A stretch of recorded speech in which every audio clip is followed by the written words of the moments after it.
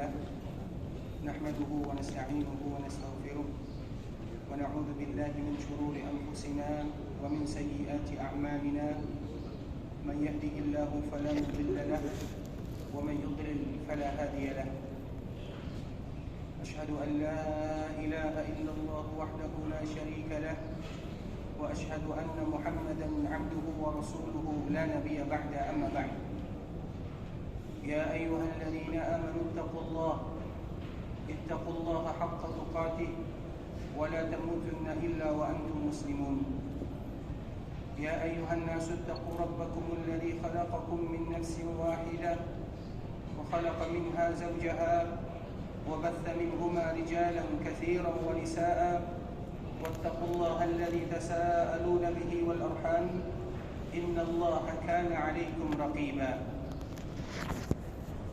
يا أيها الذين آمنوا اتقوا الله وقولوا قولا سديدا يصلح لكم أعمالكم ويغفر لكم ذنوبكم ومن يطع الله ورسوله فقد فاز فوزا عظيما أما بعد فإن أصدق الحديث كتاب الله وخير الهدى هدى محمد صلى الله عليه وسلم وشر الأمور محدثاتها فإن كل محدثة بدعة وكل بدعة ضلالة.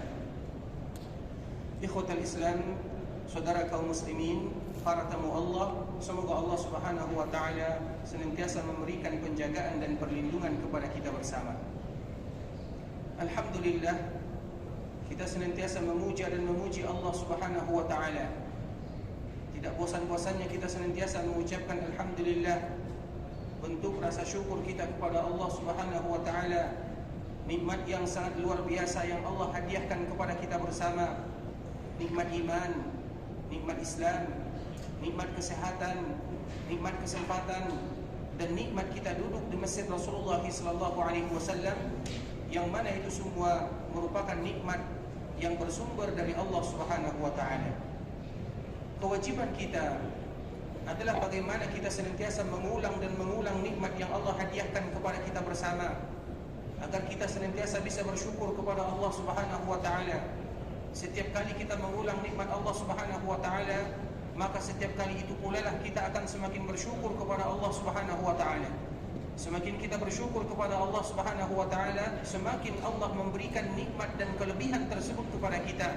Dan itulah yang disebutkan oleh Allah Subhanahu wa taala, kalau seandainya kalian bersyukur, maka aku akan menambah nikmat tersebut kepada kalian. Karena kita tahu seorang hamba ketika mereka beribadah kepada Allah Subhanahu wa taala, seorang hamba ketika mereka beribadah kepada Allah Subhanahu wa taala, maka ibadah yang mereka lakukan akan kembali kepada diri mereka.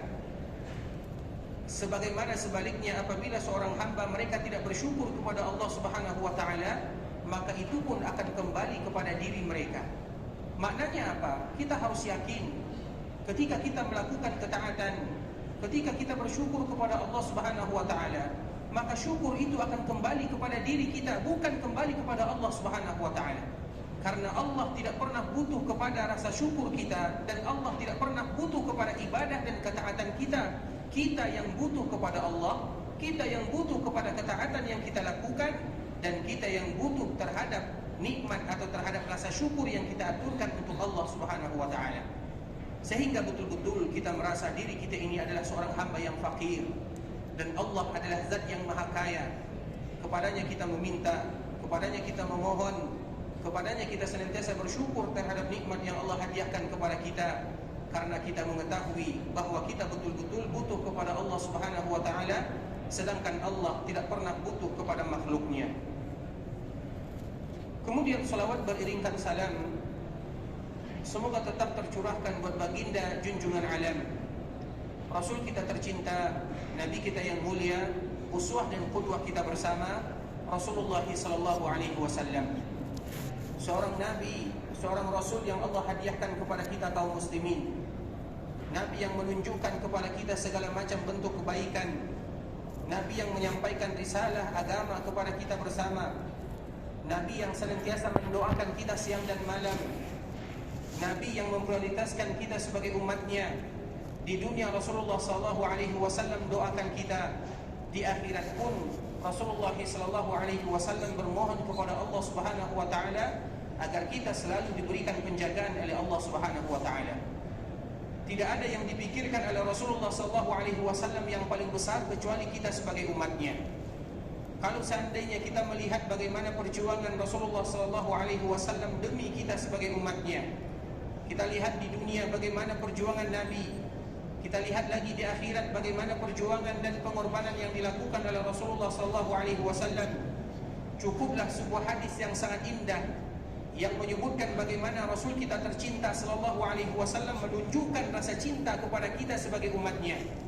Rasulullah sallallahu alaihi wasallam menyebutkan bahwa sesungguhnya setiap para nabi dan para rasul Allah berikan kepada mereka jatah doa. Ketika mereka berdoa meminta kepada Allah, Allah pasti akan kabulkan doa mereka dan Allah pasti berikan permintaan mereka. Kemudian apa kata Rasul kita tercinta sallallahu alaihi wasallam? Wa inni ikhtaba'tu da'wati. Sedangkan aku sengaja menyimpan doa tersebut. Aku simpan doa yang dihadiahkan oleh Allah untukku dalam kehidupan dunia ini. Kalau seandainya Rasulullah sallallahu alaihi wasallam meminta apa saja kepada Allah, Allah pasti akan kabulkan permintaan Rasulullah sallallahu alaihi wasallam. Kalau Nabi meminta dunia, Allah berikan. Kalau Nabi meminta harta, Allah berikan. Kalau Nabi meminta tahta, Allah pasti berikan. Namun apa permintaan Rasulullah sallallahu alaihi wasallam? Mengapa Rasulullah sallallahu alaihi wasallam tidak meminta kepada Allah di dunia, namun Nabi menyimpannya di akhirat? Syafa'atan li ummati yaumil qiyamah, agar doa dan permintaan tersebut bisa berubah menjadi syafaat bagi umatku di akhirat. Karena Rasulullah SAW senantiasa memikirkan kita sebagai umatnya, bagaimana doa tersebut dirubah oleh Allah Subhanahu wa taala berubah menjadi syafaat, dan syafaat tersebut pasti didapatkan oleh semua umat Rasulullah SAW. Man mata wa la yusyrik billahi syai'a, bagi mereka yang wafat meninggal namun mereka betul-betul beribadah kepada Allah Subhanahu wa taala dan mereka tidak pernah mensyirikkan Allah Subhanahu wa taala dengan apapun. Begitulah cinta Rasulullah sallallahu alaihi wasallam kepada kita bersama. Rasulullah sallallahu alaihi wasallam menginginkan agar kita masuk ke dalam surga, sehingga Nabi menyebutkan kullu ummati yadkhuluna al-jannata illa man aba, bahwa sesungguhnya umatku harapan mereka masuk surga sangat banyak kecuali bagi mereka yang enggan. Qalu wa may ya'ba ya Rasulullah. Maka para sahabat pun bertanya kepada Rasul kita tercinta, ya Rasulullah, siapa di antara umatku yang tidak mau masuk surga? Siapa di antara mereka yang enggan? Apa jawaban Rasulullah sallallahu alaihi wasallam? Man ata'ani dakhala al-jannah. Barang siapa yang mereka betul-betul taat kepadaku, mereka yang mempelajari sunnah Rasulullah sallallahu alaihi wasallam, mempelajari tentang kehidupan Nabi, berusaha melaksanakan dalam kehidupan sehari-hari. Man ata'ani dakhala al-jannah. Barang siapa yang taat patuh kepada Nabi kita yang mulia, maka pasti masuk surga. Wa man asani faqad aba. Namun bagi mereka yang tidak mau mengindahkan aturan yang telah ditentukan oleh baginda yang mulia sallallahu alaihi wasallam, maka mereka itulah orang-orang yang enggan masuk ke dalam surga. Nabi ingin kita semua masuk surga. Sehingga ketika Allah Subhanahu wa taala memberikan pilihan kepada Rasulullah sallallahu alaihi wasallam, Allah berikan kepada Nabi kita pilihan, wahai Muhammad, aku masukkan separuh umatku ke dalam surga, separuh lainnya tidak. Apa jawaban Rasulullah SAW? Nabi tidak mau. Kalau seandainya separuh umat Nabi masuk surga, berarti separuh yang lainnya masuk ke dalam neraka. Nabi tidak mau demikian. Nabi ingin bagaimana kita semua masuk ke dalam surga. Sehingga apa yang terjadi? Itulah doa yang tadi dihadiahkan oleh Allah Subhanahu wa taala, yang berubah menjadi syafaat untuk umatnya Rasulullah SAW di akhirat. Karena Nabi ingin apabila di akhirat kelak semua umatnya masuk ke dalam surga Allah Subhanahu wa taala. Dan Rasulullah SAW menyebutkan man mata wa la yusyrik billahi syai'a, yaitu bagi mereka yang meninggal dan mereka tidak pernah melakukan kesyirikan sedikit pun kepada Allah Subhanahu wa taala.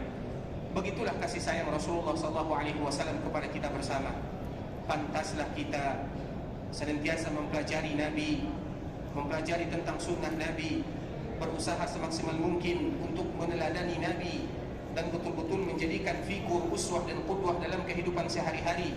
Dan di antara salah satu kewajiban yang harus kita lakukan adalah memperbanyak selawat kepada baginda yang mulia sallallahu alaihi wasallam. Allahumma salli ala Muhammad wa ala ali Muhammad كما صليت على إبراهيم وعلى آل إبراهيم إنك حميد مجيد اللهم بارك على محمد وعلى آل محمد كما باركت على إبراهيم وعلى آل إبراهيم إنك حميد مجيد. Ikhwatal Islam, saudara kaum muslimin, para tamu Allah rahimani wa rahimakumullah. Pada kesempatan yang berbahagia ini, di mana Allah Subhanahu wa taala kembali mempertemukan kita di Masjid Rasulullah sallallahu alaihi wasallam, kita akan membacakan beberapa ayat Allah Subhanahu wa taala dan juga hadis-hadis Rasulullah sallallahu alaihi wasallam. Adapun pada kesempatan yang berbahagia ini, maka kita berbicara tentang suatu ibadah yang sangat indah, sesuatu ibadah yang mungkin kita ucapkan namun susah kita terapkan. Ibadah tersebut tidak lain tidak bukan adalah bagaimana kita betul-betul sabar dalam kehidupan. Ikhwatal Islam, saudara kaum muslimin, para tamu Allah rahimani wa rahimakumullah. Allah Subhanahu wa taala menyebutkan kepada kita bagaimana keutamaan dan kedudukan sabar di dalam Islam, dan bagaimana Allah Subhanahu wa taala memberikan kepada kita motivasi bagaimana kita senantiasa sabar dalam menghadapi apa saja yang diberikan oleh Allah Subhanahu wa taala kepada kita bersama. Sehingga dari sini para ulama mereka menyebutkan bahwa sabar itu ada 3. Yang pertama, sabar kita di dalam melakukan ketaatan kepada Allah Subhanahu wa taala. Karena di dalam melakukan ketaatan itu butuh latihan. Tidak semua orang yang bisa dengan mudah melakukan ketaatan kepada Allah Subhanahu wa taala. Melakukan ibadah salat itu berat, kecuali bagi mereka-mereka yang sudah melatih dirinya dan mereka sudah mendapatkan manisnya iman. Mereka senantiasa melatih diri mereka untuk beribadah kepada Allah. Mereka berusaha untuk melawan hal-hal yang bisa melalaikan mereka dari Allah Subhanahu wa taala. Berpuasa itu berat, sehingga kita butuh latihan, melatih diri kita bagaimana kita istiqamah untuk senantiasa beribadah kepada Allah Subhanahu wa taala. Sehingga sabar, poin yang pertama adalah bagaimana kita sabar di dalam melakukan ketaatan kepada Allah Subhanahu wa taala. Bagi mereka yang senantiasa sabar melakukan ketaatan kepada Allah Subhanahu wa taala, maka mereka itu akan istiqamah di dalam agama. Dan mereka yang istiqamah di dalam agama, maka mereka itulah yang akan dihadiahkan oleh Allah Subhanahu wa taala dengan husnul khatimah. Karena mereka, dan itu merupakan cita-cita kita bersama, bagaimana Allah menghadiahkan kepada kita husnul khatimah. Tentunya ada usaha yang kita lakukan. Di antara usaha yang kita lakukan adalah bersabar di dalam melakukan ketaatan istiqamah di jalan Allah Subhanahu wa taala. Kita mengetahui dan sering kita sebutkan ikhwatal Islam, istiqamah, sabar di dalam melakukan ketaatan merupakan sesuatu yang luar biasa. Kita mengetahui Rasulullah sallallahu alaihi wasallam disebutkan di dalam kitab yang dibawakan oleh Imam At-Tirmidzi, sebuah kitab yang berjudul Syama'il, yaitu Syama'il Al-Muhammadiyah, yaitu tentang sifat dan ciri-ciri Rasulullah sallallahu alaihi wasallam. Di dalam kitab ini dijelaskan di antara salah satu sifat dan ciri-ciri Rasulullah sallallahu alaihi wasallam. Di antara ciri Nabi yang mulia sallallahu alaihi wasallam bahwa Nabi memiliki rambut yang ikal. Kemudian Nabi sallallahu alaihi wasallam memiliki jenggot yang lebat. Kita mengetahui Nabi sallallahu alaihi wasallam umurnya 63 tahun. Dia meninggal pada tahun ke-11 Hijriah. Sehingga umur Nabi tercinta sallallahu alaihi wasallam 63 tahun. Nah, di antara salah satu sifat yang dimiliki oleh Rasulullah sallallahu alaihi wasallam, rambut dan jenggot Rasulullah sallallahu alaihi wasallam tidak ada ubannya. Nabi tidak beruban, walaupun Nabi berumur 63 tahun, tidak ada Nabi beruban di jenggotnya dan juga di rambutnya. Kecuali ketika Allah Subhanahu wa taala menurunkan sebuah ayat yang sangat dahsyat. Apa ayat yang diturunkan oleh Allah Subhanahu wa taala? Allah Subhanahu wa taala menurunkan ayat-ayat yang berbicara tentang istiqamah dan sabar di dalam beribadah kepada Allah Subhanahu wa taala. Allah Subhanahu wa taala menyebutkan di dalam surat Hud, "Fastaqim kama umirta." Wahai Muhammad, kata Allah Subhanahu wa taala, hendaklah kamu istiqamah di dalam agama dan sabar di dalam melakukan ketaatan kepada Allah Subhanahu wa taala. Ketika ayat ini turun, Nabi sallallahu alaihi wasallam menyebutkan, "Syayyabatni Hud wa akhawatuha." Ketika surat Hud turun, maka dengan surat itulah yang membuat aku jadi beruban.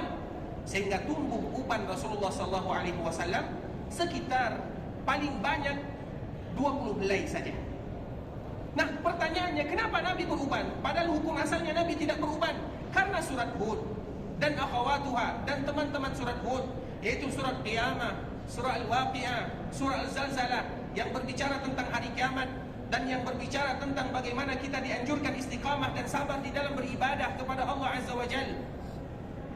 Rasulullah SAW tumbuh ubannya, berat Nabi memikirkannya, karena istiqamah dan sabar itu adalah sesuatu yang berat untuk dilakukan. Kalaulah bukan pertolongan dari Allah Subhanahu wa taala, maka sulit sekali kita beribadah kepada Allah. Sehingga sabar yang pertama, yaitu sabar di dalam melakukan ketaatan kepada Allah Subhanahu wa taala. Allah Subhanahu wa taala menyebutkan di dalam surah Al-Kahfi, wasbir nafsak. Hendaklah kamu betul-betul melatih diri kamu untuk bersabar kepada Allah Subhanahu wa taala. Wasbir nafsak ma'al ladina yad'una rabbahum. Allah Subhanahu wa taala menyebutkan di dalam ayat ini, memerintahkan kepada kita untuk bersabar di jalan Allah, bersabar di dalam melakukan ketaatan, bersabar di dalam berdoa, bersabar di dalam ibadah.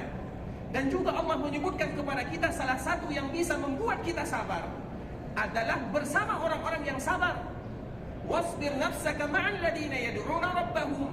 Hendaklah kalian bersabar bersama orang-orang yang senantiasa beribadah kepada Allah. Maknanya apa? Kalau kita ingin rajin melakukan ibadah, ketaatan, bersabar di dalam beribadah kepada Allah, maka kita harus mencari teman yang mereka juga rajin beribadah kepada Allah Subhanahu wa taala. Itulah pentingnya di dalam kehidupan. Bagaimana kita mencari teman yang mengingatkan kita tentang surga, teman yang mengingatkan kita tentang api neraka, teman yang mengajak kita melakukan kebaikan, teman yang apabila kita bersama mereka kita malu berbuat maksiat kepada Allah Subhanahu wa taala. Karena apabila kita memiliki teman-teman seperti ini, maka dengan mudah Allah memberikan kemudahan kepada kita. Teman sangat berpengaruh di dalam kehidupan.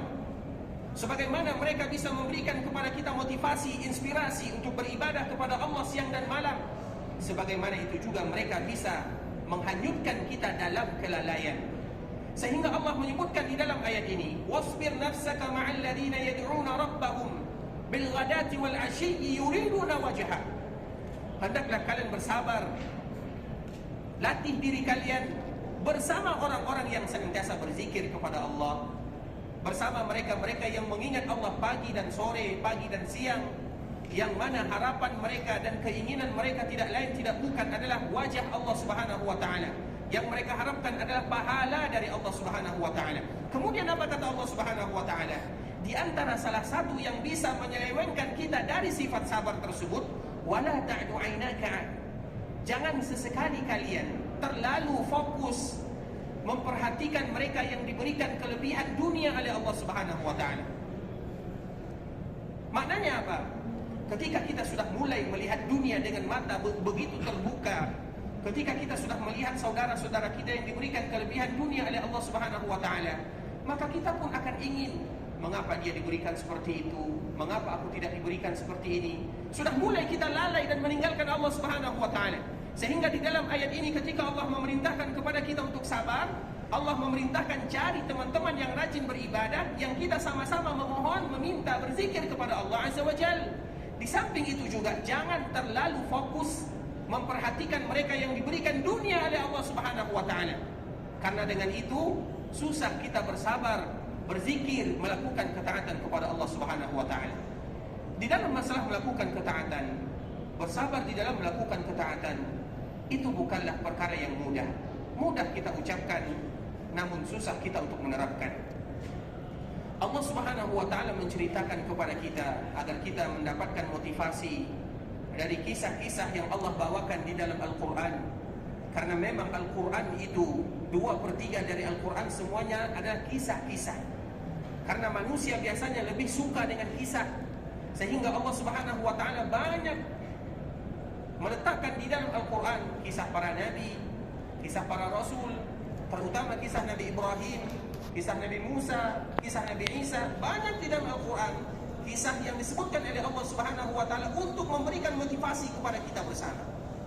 Salah satunya kisah yang disebutkan oleh Allah di dalam surat As-Saffat tentang Nabi kita Ibrahim alaihissalam. Kita mengetahui Allah Subhanahu wa taala menyebutkan di antara salah satu sifat Nabi Ibrahim, inna Ibrahim kana ummah. Sesungguhnya Nabi Ibrahim itu adalah ibarat umat. Maknanya apa? Betul-betul dijadikan pedoman, panutan dalam kehidupan. Nabi Ibrahim alaihissalam yang dia merupakan ayahnya para nabi dan para rasul, yang Allah Subhanahu wa taala banyak menceritakan tentang kejadian yang dialami oleh dirinya bersama keluarganya di dalam Al-Qur'an. Salah satunya adalah sebuah kejadian yang sangat menakjubkan, bagaimana Allah Subhanahu wa taala menguji Nabi Ibrahim alaihissalam. Kita mengetahui ketika Allah Subhanahu wa taala memberikan kepada Nabi Ibrahim seorang anak yang bernama Ismail, maka Allah Subhanahu wa taala memerintahkan kepada mereka, kepada Ismail, kepada Hajar dan Ismail, agar mereka tinggal di sebuah daerah yang berada di Ka'bah. Rabbana inni askantu min dzurriyyati biwadin ghairi dzi zar'in 'inda baitikal muharram.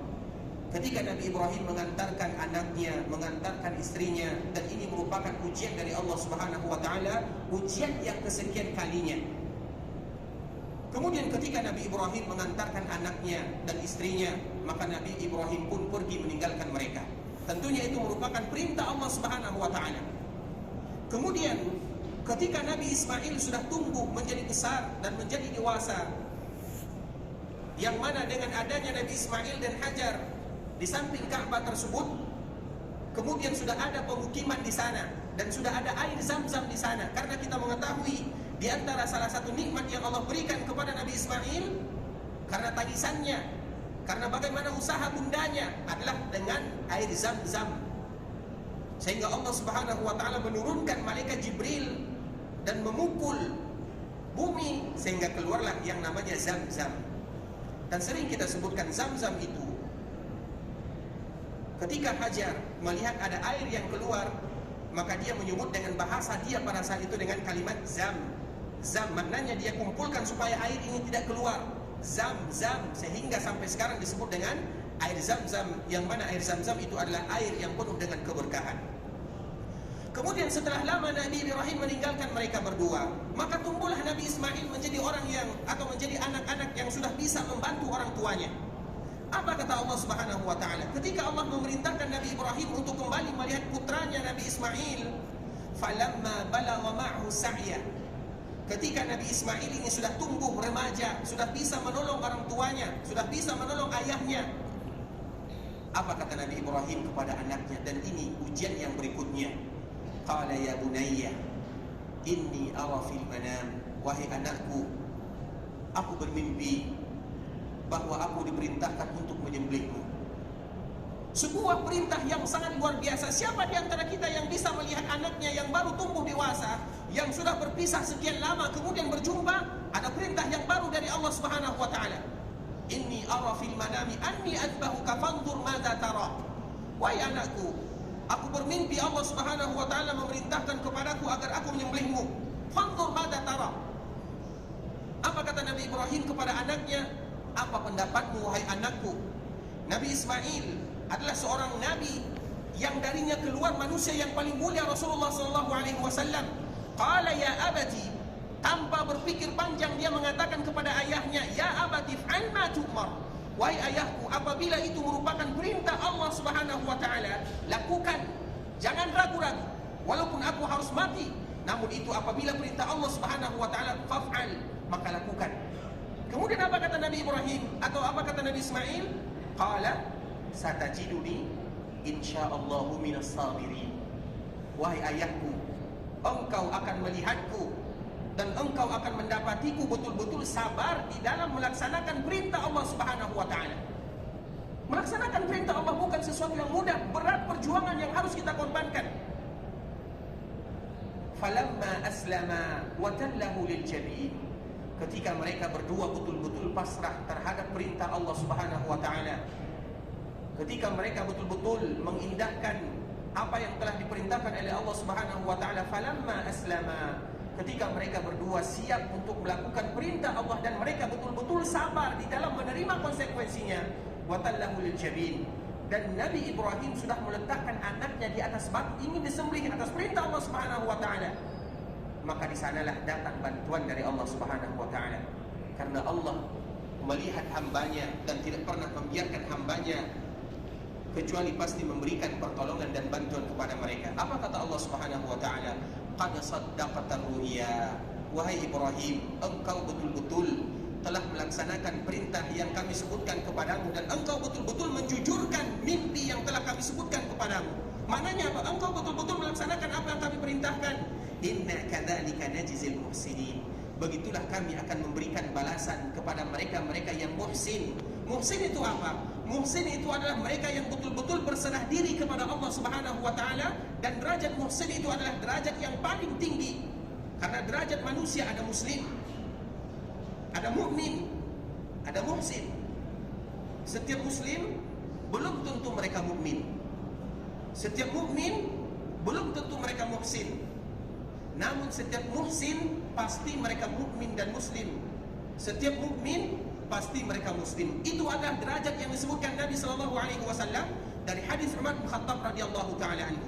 Muhsin itu adalah mereka yang betul-betul menyerahkan dirinya kepada Allah Subhanahu wa taala, itqan, betul-betul melaksanakan semua perintah Allah Subhanahu wa taala.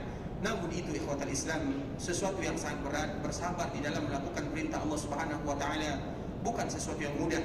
Tinggal bagaimana kita belajar, melatih diri kita. Bahkan pertama kali kita harus memaksanya.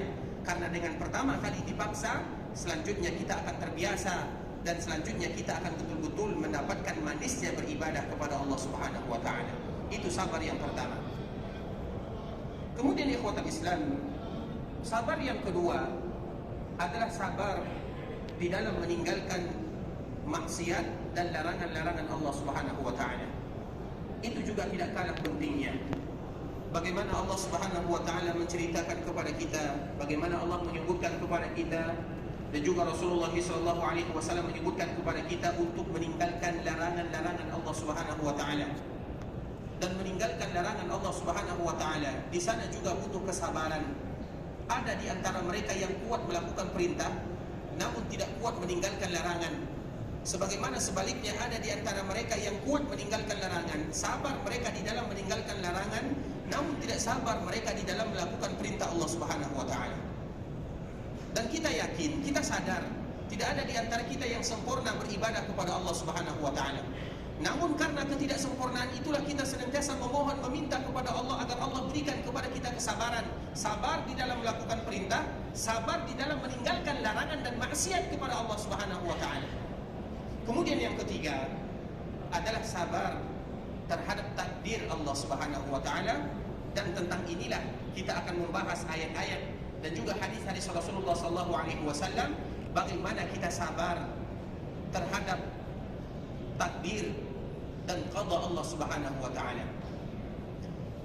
Kita mengetahui sebelum Allah Subhanahu wa taala menciptakan langit dan bumi 50.000 tahun lamanya, maka Allah Subhanahu wa taala sudah memerintahkan kepada qalam untuk mencatat semua kejadian yang ada di dunia.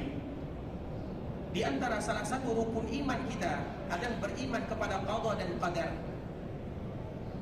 Dan kaedah di dalam masalah qada dan qadar, Allah Subhanahu wa taala menyebutkan di dalam Al-Qur'an, la yus'alu amma yaf'alu wa hum yus'alun.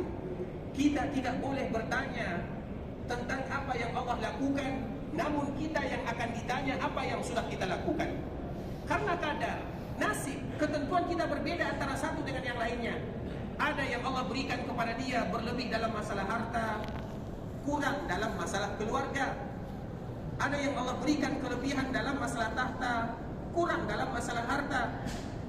Ada berlebih, ada yang kurang. Nah, dalam masalah seperti ini, kita tidak boleh bertanya, mengapa ya Allah aku tidak diberikan seperti ini? Mengapa dia diberikan seperti itu? La yus'alu amma yaf'al. Allah tidak ditanya tentang apa yang Allah lakukan.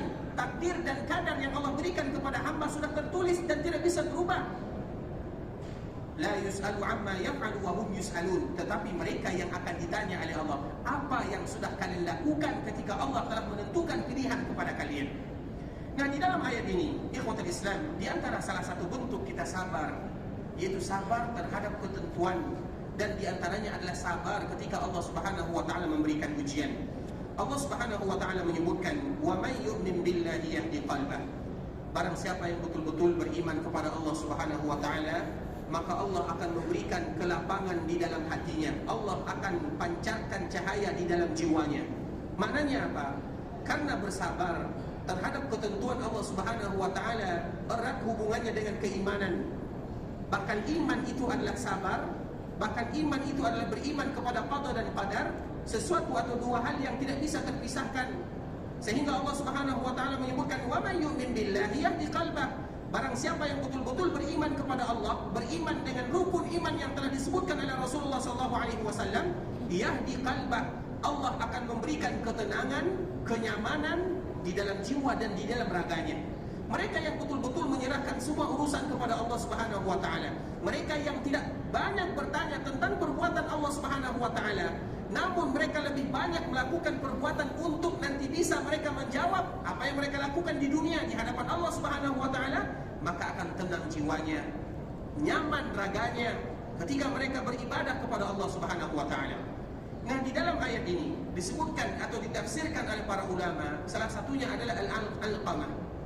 Dia menyebutkan, huwa rajul tusibuhul musibah faya'lamu annaha min indillah fayarda wa yusallim. Al-Qamah menyebutkan di antara tafsir ayat ini adalah salah seorang laki-laki atau seorang manusia yang dia diberikan musibah oleh Allah Subhanahu wa taala. Kita mengetahui tidak ada di antara kita yang luput dari ujian dan musibah. Faya'lam annaha min indillah. Namun orang tersebut dia sadar dan dia tahu bahwa semuanya merupakan takdir Allah Subhanahu wa taala. Fayarda wa yusallim. Dia pun akhirnya ridha dan menerima ketentuan Allah Subhanahu wa taala. Karena bersabar terutama terhadap musibah yang Allah Subhanahu wa taala berikan merupakan sesuatu yang berat. Tidak kalah berat dengan bersabar di dalam melakukan ketaatan, juga tidak kalah berat di dalam bersabar di dalam meninggalkan kemaksiatan. Karena sabar di dalam menerima ketentuan itu adalah sesuatu yang berat. Ketika Allah Subhanahu wa taala memberikan ujian apa saja, itu adalah sesuatu yang berat. Namun Rasulullah sallallahu alaihi wasallam menganjurkan, bahkan mewajibkan kepada kita untuk melatih diri kita untuk bersabar. Sehingga kata-kata sabar ini sebagaimana janji Allah Subhanahu wa taala, innama yuwaffas sabiruna ajrahum bighairi hisab. Sesungguhnya Allah akan memberikan kepada mereka yang betul-betul bersabar. Bersabar dalam apa saja? Bersabar dalam melakukan ketaatan, atau bersabar dalam meninggalkan kemaksiatan, atau bersabar di dalam menerima ketentuan, maka Allah akan berikan kepada mereka pahala tanpa hisab, yaitu tanpa henti. Kenapa? Karena sabar itu juga tidak ada hentinya. Sabar itu juga tidak ada batasnya. Sehingga tidak ada kata-kata istilah bahwa habis kesabaran saya. Karena sabar itu tidak pernah habis.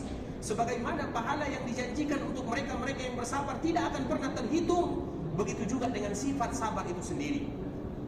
Makanya di antara salah satu tafsir yang disebutkan oleh para ulama, yaitu tentang seseorang yang diberikan ujian oleh Allah Subhanahu wa taala, fayarda wa yusallim. Dia pun ridha dan dia pun akhirnya menerima.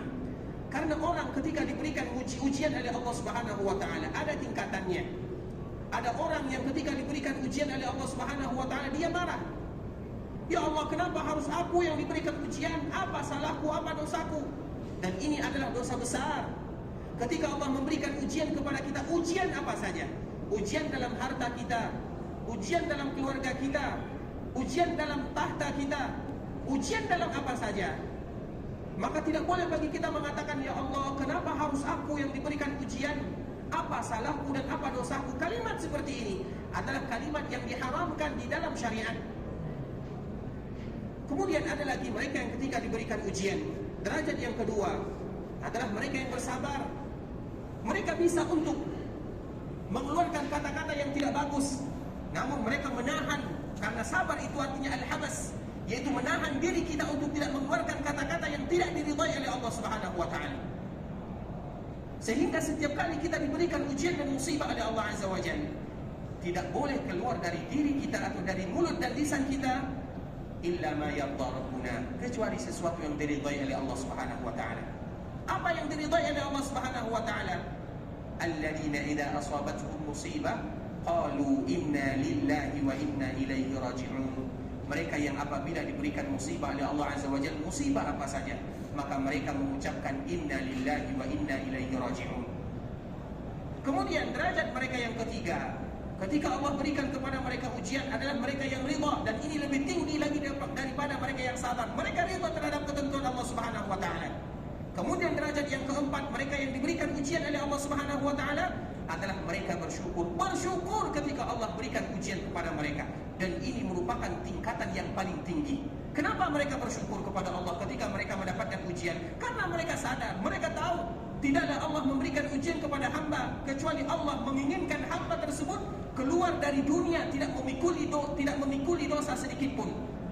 Ketika mereka berjalan di permukaan dunia tidak ada dosa mereka. Kenapa? Karena setiap kali mereka mendapatkan musibah, mereka bersyukur kepada Allah. Mereka sadar dan mereka yakin, ya Allah, sesungguhnya musibah yang Engkau berikan kepada kami adalah hal-hal yang bisa menggugurkan dosa-dosa kami, sehingga mereka bersyukur. Makanya ada sebahagian para ulama yang menyebutkan bahwa musibah itu merupakan nikmat Allah kepada hamba.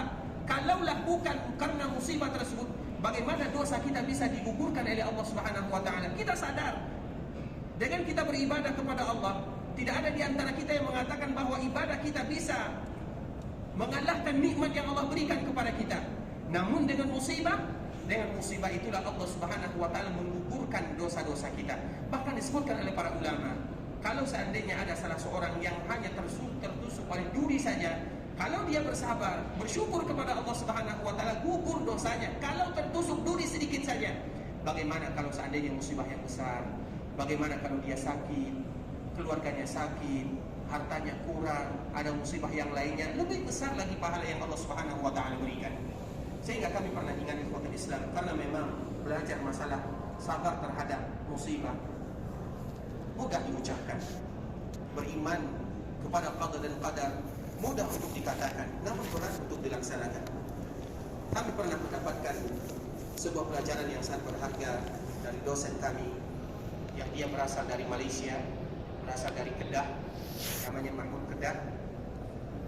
Dia sudah menjadi warga di sini, warga Madinah. Dia pernah bercerita, ketika kami berkunjung ke rumahnya, dia mengatakan bahwa dia menikah. Kemudian setelah dia menikah, 1 tahun, 2 tahun, 3 tahun, 4 tahun, belum kunjung diberikan momongan oleh Allah Subhanahu wa taala. Sabar sampai akhirnya 12 dan 13 tahun. Sudah menikah 13 tahun lamanya baru diberikan oleh Allah Subhanahu wa taala anak. Alhamdulillah Allah Subhanahu wa taala berikan kepada mereka sehingga istrinya hamil. Kemudian ketika dihamil 7 bulan, ternyata belum sempurna nikmat yang Allah berikan, keguguran. Sudah menunggu belasan tahun, namun Allah uji lagi dengan keguguran. Kemudian dia menyebutkan kepada kami ketika kami berkunjung ke rumahnya, saya, kata dosen tersebut, senantiasa mengajarkan sabar terhadap ketentuan, mengucapkan sesuatu yang sangat mudah. Namun ketika seorang merasakan, di sanalah mereka betul-betul mendapatkan dan melatih diri mereka bagaimana ridha terhadap seluruh ketentuan Allah Subhanahu wa taala, terutama ketika Allah memberikan ujian. Mengucapkan, mengatakan sabar, sabar, sabar. Ketika ada saudara kita yang tertimpa musibah, memang betul kita mengucapkan kepada mereka sabar, kita harus saling memberikan motivasi. Namun kita juga tidak tahu bagaimana perasaan yang mereka rasakan.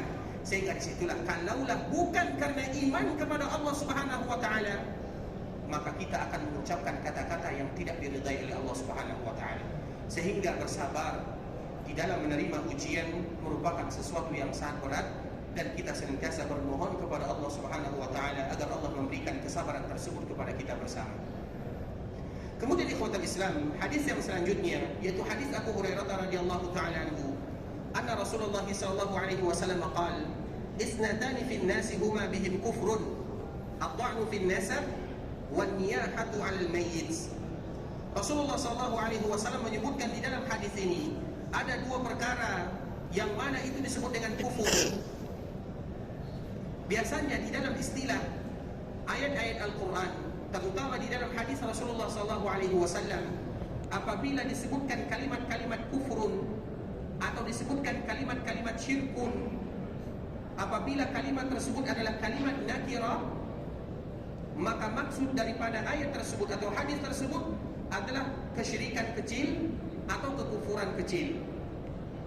Kita mengetahui di dalam istilah dan kaedah bahasa Arab, dan ini pernah kita sebutkan, ada yang namanya istilah ma'rifah, ada yang namanya istilah nakirah.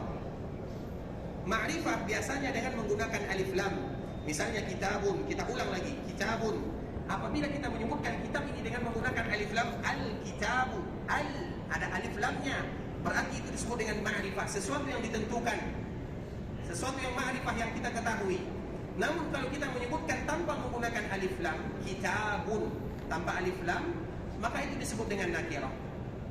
Nah, apabila ada kalimat di dalam Al-Quran ataupun hadis Rasulullah SAW, contohnya seperti yang disebutkan Nabi ini, kufrun, ini nakirah atau ma'rifah? Nakirah. Nakirah atau ma'rifah? Nakirah. Nakirah, tanpa ada alif lam, berarti maknanya adalah kekufuran kecil, bukan kufur keluar dari Islam. Nah, Rasulullah SAW menyebutkan isnatani fin nasi huma bihim kufrun. Ada dua kelakuan yang senantiasa dilakukan manusia yang itu merupakan kekufuran. Kekufuran maknanya di sini adalah kekufuran kecil, bukan kufur yang mengeluarkan mereka dari Islam. Yang pertama apa? At-ta'nu fin nasab, yaitu mereka yang mencela nasab seseorang, yang menghina nasab seseorang. Dasar kamu, ayah kamu adalah ayah seperti ini, kamu tidak punya ayah, ayah kamu seperti ini, seperti itu. Itu adalah sebuah kekufuran. Walaupun itu adalah kekufuran kecil, tidak boleh bagi seseorang menghina ayah orang lain, sebagaimana juga tidak boleh bagi mereka menghina nasab orang lain, bagaimanapun nasabnya. Bahkan ikhwatul Islam, kalau seandainya ada mereka yang tidak memiliki nasab, kalau bahasa kitanya ayah atau ada anak yang tidak punya ayah secara syar'i, maka kita juga tidak boleh menghinanya. At-ta'nu fin nasab, yaitu mencela seseorang di dalam nasabnya.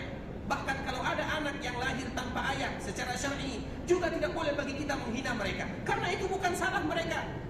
Bukan salah mereka. Kenapa kita harus menghina mereka? Karena seorang muslim adalah seorang yang selamat lisan dan tangannya dari saudaranya, dan saudaranya selamat dari lisan dan tangannya.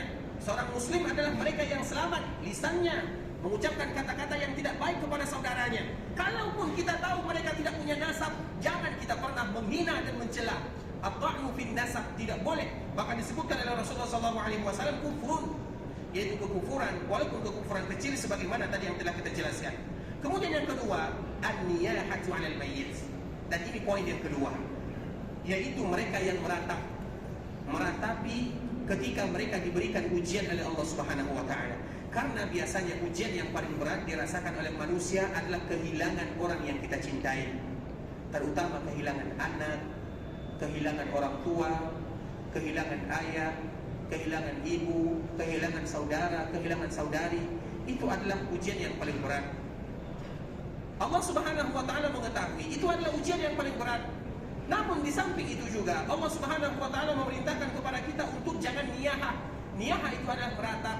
Bahkan di dalam riwayat yang lain dari Abdullah bin Mas'ud disebutkan apa makna meratap di sini, yaitu laisa minna man darabal khudud, bukanlah termasuk golongan kami mereka yang memukul mukanya, wa syaqqal juyub, mereka yang merobek-robek bajunya, wa da'a bid'wal jahiliyah, dan mereka yang mengatakan ungkapan-ungkapan yang tidak layak disebutkan untuk Allah Subhanahu wa taala. Bisa kita kiaskan, ketika ada orang yang mendapatkan musibah, dia memecahkan piring misalnya.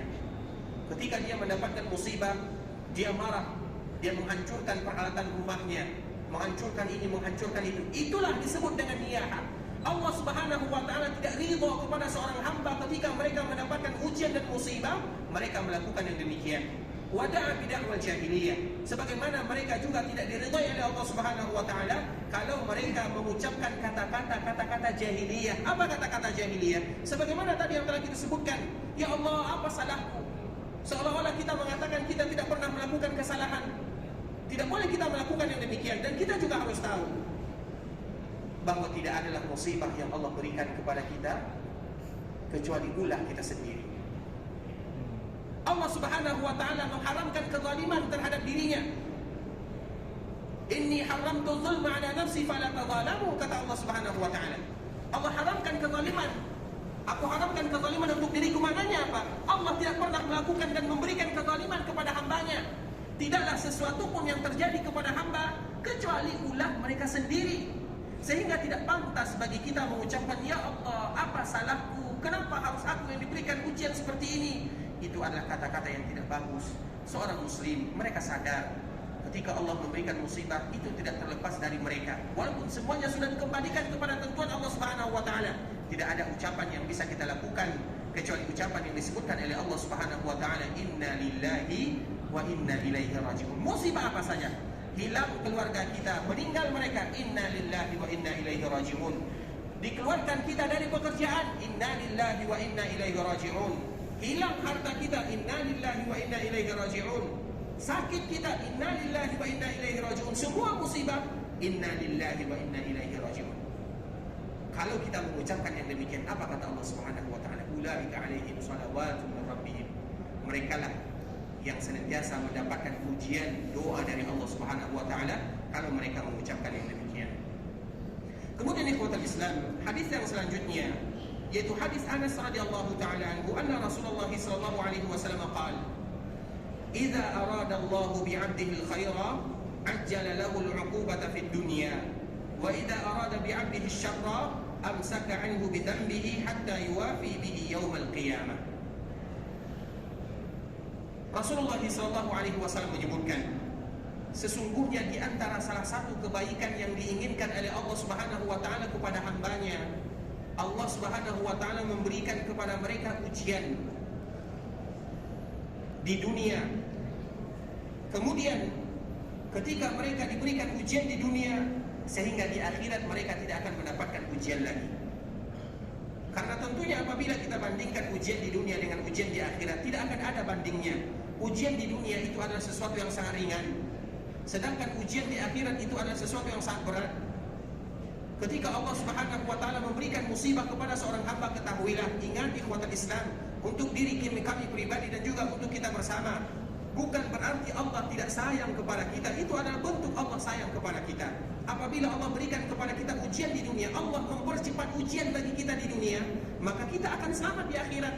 Sehingga kata-kata yang sering kita sebutkan, Allah tidak akan mengumpulkan untuk seorang hamba dua keamanan, sebagaimana juga Allah tidak akan mengumpulkan untuk seorang hamba dua rasa ketakutan. Mereka yang takut dalam kehidupan dunia, ketika mereka mendapatkan musibah, wajar mereka takut. Kemudian dengan rasa takut mereka berharap kepada Allah. Apabila mereka takut dalam kehidupan dunia, mereka tidak akan takut dalam kehidupan akhirat. Namun kalau mereka aman di dunia, maka mereka tidak akan aman di akhirat. Allah tidak mengumpulkan dua rasa takut kepada seorang hamba, sebagaimana juga Allah tidak mengumpulkan dua rasa aman kepada seorang hamba. Kalau mereka takut di dunia, mereka akan aman di akhirat. Kalau mereka aman di dunia, mereka akan takut di akhirat. Sehingga tentunya kita tidak mau takut di akhirat. Kalau seandainya memilih, maka tentunya kita lebih memilih takut di dunia, sehingga kita nanti di akhirat masuk surga tanpa dihisab dan tanpa diadab, sudah gugur dosa-dosa kita semuanya. Namun tentunya ada pilihan yang lebih bagus, sebagaimana yang terjadi kepada sahabat Nabi Sallallahu Alaihi Wasallam ketika dia mendapatkan ujian sakit. Kemudian ditanya oleh Rasulullah Sallallahu Alaihi Wasallam, kenapa demikian? Sudah lama dia sakit. Ternyata di dalam doanya dia bermohon kepada Allah, ya Allah, jangan siksa aku di akhirat. Kalau seandainya aku memiliki dosa, maka cepatkan atau siksa aku di dunia. Maknanya percepat hukumanku di dunia. Kata sahabat tersebut kepada Rasulullah SAW. Rasul kita tercinta tentunya tidak menginginkan kita mendapatkan musibah demikian tanpa ada solusi.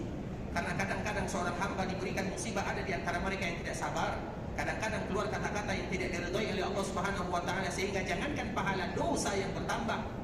Makanya Nabi sallallahu alaihi wasallam memberikan kepada kita solusi yang terbaik, doa. Kalau bahasa kitanya, doa sapu jagat bahasanya, yaitu doa yang kita ucapkan terutama ketika kita melakukan ibadah tawaf.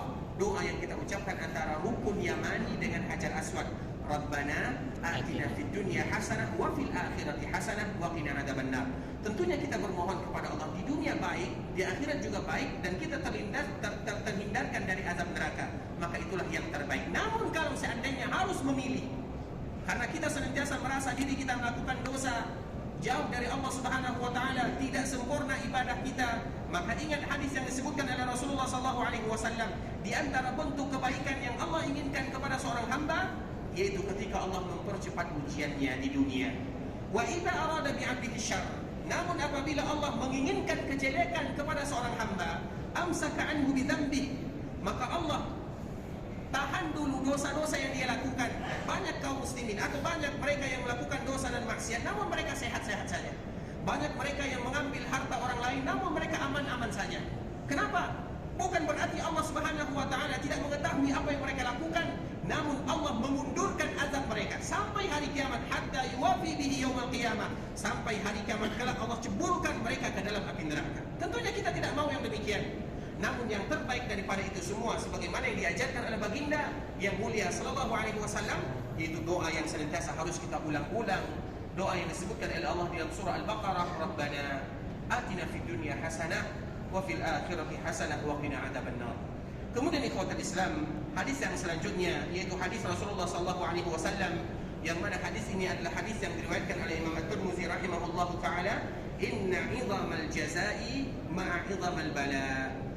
Sesungguhnya balasan semakin besar apabila ujian juga semakin besar.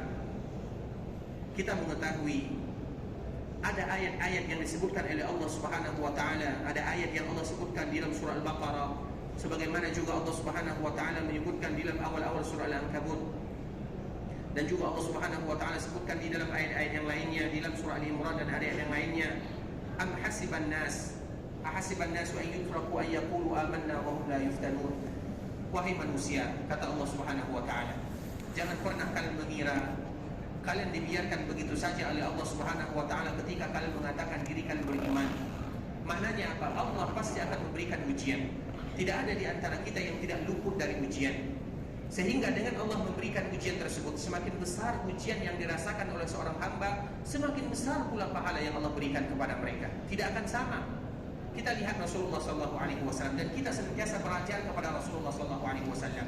Kalau seandainya kita merasa ujian kita ini sudah berat, maka kita melihat Rasulullah SAW. Kita lihat Rasulullah SAW lahir dalam keadaan tidak memiliki ayah.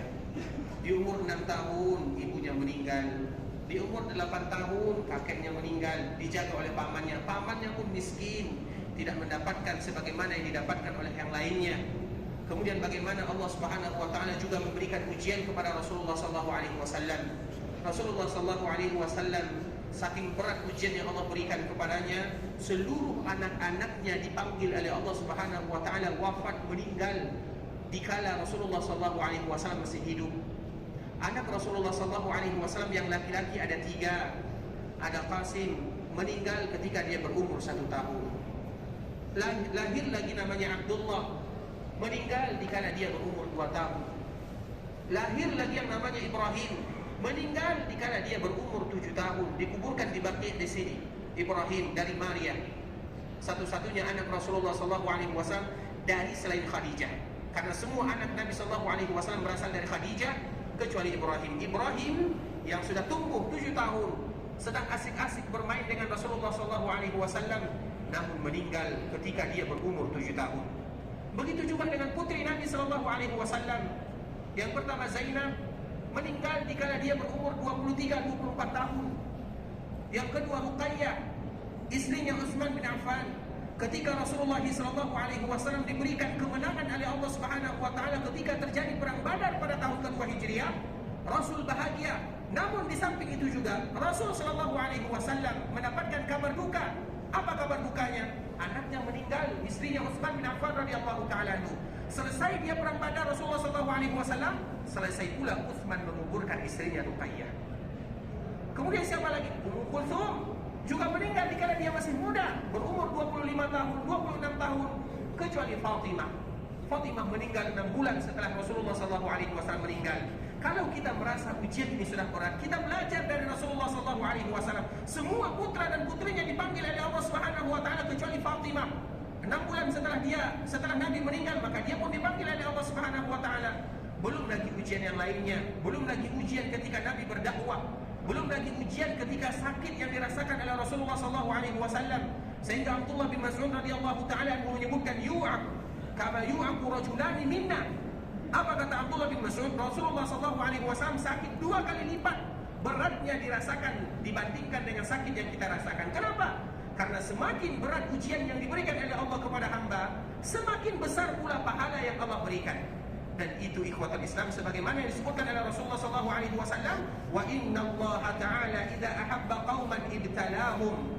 Dan Allah apabila sayang kepada seorang hamba, Allah berikan ujian kepada mereka. Ketika Allah berikan kepada kita ujian, tuntutan Allah Subhanahu wa taala kepada kita adalah sabar. Dan itu adalah bentuk kasih sayang Allah Subhanahu wa taala kepada kita, sehingga kita harus istirja. Istirja itu adalah mengucapkan inna lillahi wa inna ilaihi raji'un. Allah tidak pernah benci kepada hambanya, dan Allah tidak pernah menginginkan kezaliman untuk hambanya. Namun Allah sayang kepada kita sehingga Allah berikan ujian. Innallaha wa innallaha ta'ala idza ahabba qauman ibtalahum. Allah apabila suka kepada suatu kaum, Allah akan berikan ujian kepada mereka. Sehingga kata-kata yang sering kita ucapkan, seorang mukmin tidak keluar dari 3 perkara. Idza u'tiya syakar. Seorang mukmin apabila mereka diberikan nikmat oleh Allah Subhanahu wa taala, mereka bersyukur. Wa idza butuliya sabar. Dan apabila mereka diberikan ujian, mereka bersabar. Wa idza aznaba istaghfar. Apabila mereka melakukan dosa, mereka beristighfar. Itulah seorang mukmin. Mereka antara syukur, sabar, dan istighfar. Bersyukur ketika diberikan nikmat, bersabar ketika diberikan ujian, beristighfar ketika melakukan kesalahan. Itulah seorang mukmin. Kemudian apa kata Rasulullah SAW? Faman radiya falahu ridha, wa man sakhita falahu sukh. Kemudian mereka yang diberikan ujian oleh Allah Subhanahu wa taala terbagi kepada 2. Ada di antara mereka yang ridha, dan ridha itu sebagaimana tingkatan yang tadi telah kita jelaskan. Mereka yang diberikan ujian oleh Allah Subhanahu wa taala, yang pertama ada mereka yang tidak suka, ada yang mereka mengotot, ada di antara mereka yang mengomel, melakukan sesuatu yang tidak diridhai oleh Allah Subhanahu wa taala. Yang kedua, ada di antara mereka yang sabar. Yang ketiga, ada di antara mereka yang ridha. Dan yang keempat, ada di antara mereka yang bersyukur. Dan ini adalah derajat yang paling tinggi. Rasulullah SAW menyebutkan, faman radiya falahu ridha. Barang siapa yang ridha terhadap ketentuan Allah Subhanahu wa taala, maka Allah pun berikan keridhaan kepadanya. Dan kita harus tahu, nikmat yang paling besar yang Allah berikan kepada hambanya adalah ridha. Nikmat yang paling besar yang Allah berikan kepada hambanya adalah kata-kata ridha. Sehingga ketika seorang hamba masuk ke dalam surga, maka Allah berbicara kepada penduduk surga. Kemudian Allah Subhanahu wa taala mengatakan, dan ini merupakan nikmat yang terbesar yang Allah hadiahkan kepada mereka, wahai penduduk surga, ketahuilah bahwa sesungguhnya aku telah meridhai kalian dan aku tidak akan pernah lagi marah kepada kalian. Kata Allah Subhanahu wa taala kepada penduduk surga. Kemudian setelah Allah berikan keridhaan tersebut, maka mereka mendapatkan nikmat yang sangat luar biasa, yaitu melihat Allah Subhanahu wa taala. Itu adalah nikmat yang tiada tara. Sehingga apabila seseorang mendapatkan keridhaan Allah Subhanahu wa taala, maka mereka akan melihat wajah Allah yang sempurna. Kemudian mereka akan merasa tidak ada bandingannya dengan nikmat-nikmat yang pernah mereka rasakan dalam surga tersebut setelah mereka melihat wajah Allah Subhanahu wa taala, dan itulah mereka dapatkan setelah Allah meridhai mereka. Jadi ridha itu adalah nikmat yang paling tinggi yang dirasakan oleh seorang hamba. Kemudian yang selanjutnya, wa man sakhita falahu sukh. Barang siapa yang tidak suka terhadap ujian yang Allah berikan kepadanya, maka dia pun diberikan oleh Allah Subhanahu wa taala sesuai dengan ketidaksukaannya. Sehingga ada ungkapan yang paling indah ikhwatal Islam, ketika Allah berikan ujian kepada seorang hamba, kemudian hamba tersebut mereka tidak ridha. Apa yang bisa kita lakukan kalau seandainya kita tidak ridha? Kalau seandainya kita ingin marah kepada siapa? Apa untungnya bagi kita? Misalnya Allah berikan kepada kita ujian, Allah berikan kepada kita musibah, kita marah. Ya Allah, kenapa kita marah? Kita melakukan ini, kita melakukan itu. Apa untungnya? Apakah dengan kemarahan kita bahwa takdir atau ujian tersebut bisa hilang begitu saja? Tidak. Ujian tetaplah ujian. Kalaupun kita marah dan tidak menerima, maka tidak akan selesai ujian tersebut. Misalnya Allah Subhanahu wa taala berikan misalnya harta kita hilang, kemudian kita marah-marah. Apakah dengan kita marah atau kita dengan memecahkan piring, memukul jendela misalnya, kemudian uang kita akan kembali? Tidak. Sehingga tidak ada yang bisa kita lakukan kecuali bersabar dan ridha terhadap ketentuan Allah Subhanahu wa taala. Sehingga kalau seandainya ada mereka yang tidak menerima, wa man sakhita falahu sukh. Barang siapa yang murka, tidak suka dan tidak rela terhadap ujian yang Allah berikan kepada mereka, maka itulah yang akan mereka dapatkan. Jadi tidak ada untungnya. Sehingga ikhwatul Islam, ini merupakan pembahasan yang mudah kita ucapkan, namun sulit kita untuk menerapkannya, yaitu bersabar terhadap ketentuan, terutama bersabar terhadap ujian yang Allah Subhanahu wa taala berikan. Sebagaimana tadi juga telah kita menjelaskan bahwa sabar itu ada 3, dan sabar itu hukum asalnya adalah menahan diri kita untuk mengeluarkan kata-kata yang tidak diridhai oleh Allah Subhanahu wa taala. Dan sabar itu adalah sabar di dalam melakukan ketaatan, sabar di dalam meninggalkan kemaksiatan, dan sabar di dalam menghadapi ujian. Ikhwatul Islam, saudara kaum muslimin, para tamu Allah rahimani wa rahimakumullah. Sampai di sini dulu pembahasan yang bisa kita jelaskan pada kesempatan yang berbahagia ini. Kalau seandainya yang benar itu pasti dari Allah Subhanahu wa taala, namun kalau ada yang salah itu dari kami, karena kurangnya ilmu kami, karena kebodohan kami, karena kejahilan kami, dan kami mohon maaf kalau seandainya ada kata-kata yang salah dan juga kata-kata yang silaf. Dan kami senantiasa mengingatkan kepada diri kita, kepada diri kami pribadi secara khusus dan kita bersama, alhamdulillah nikmat demi nikmat Allah Subhanahu wa taala berikan kepada kita bersama. Alhamdulillah pada hari ini kita tidak seperti biasanya, di mana pada hari ini kita sudah mulai melaksanakan ibadah sholat seperti biasa, saf sudah mulai dirapatkan, kemudian protokol kesehatan sudah mulai pula dilonggarkan, dan itu adalah nikmat yang tiada tara yang Allah hadiahkan kepada kita bersama, yang kita berusaha semaksimal mungkin untuk senantiasa bersyukur kepada Allah Subhanahu wa taala dan memanfaatkan momen-momen yang indah ini selama kita berada di Masjid Rasulullah SAW.